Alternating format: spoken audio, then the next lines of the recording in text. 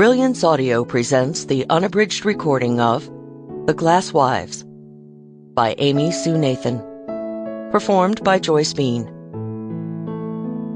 To Zachary, for understanding that books are my baseball. To Chloe, for understanding. When the glass shatters, who will be there to pick up the pieces? Chapter 1. Evie picked up a small, silver-framed photo and wiped away invisible dust. The groom towered over the groomsman, his hair wind-blown without any wind, his smile slightly askew, big blue eyes staring and pensive. She knew it all too well, but the tug of familiarity was not déjà vu. Evie had been there before, decades earlier, with the same groom. But in this picture she was not the bride. No one noticed Evie put back the photo or swish her hand on her pant leg, pretending now to wipe off the non-existent dust. She walked through the crowd toward the floor-to-ceiling window. No one noticed her do that either.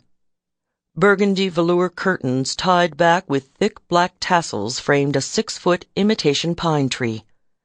Hallmark ornaments masquerading as heirlooms dangled from its branches. Gold tinsel fringe and shiny red balls sparkled. It all seemed out of place, yet Evie knew it belonged. Probably more than she did. Evie shook her head to clear an internal fog. It didn't work, but certain thoughts were clear no matter how few hours she had slept, and no matter how her head throbbed a low, steady beat. Her ex-husband had died. Her children had no father. And if she were still married, she would be a widow. Evie had accepted that she and Richard no longer shared the same happily ever after, but she had assumed that they would move forward with grace and goodwill. So what if the grace was all her doing?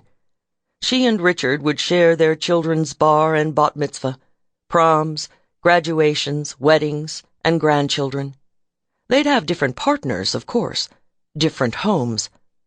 They'd be positioned at opposite ends of the same long holiday tables, but they would continue to share Sam's and Sophie's milestones. After their divorce 3 years ago, it took Evie a full year to find her footing, 12 long months, to believe deep down she had a strong enough foundation to create a new, full life. And then she created it. Now the building blocks were scattered again. Sample complete.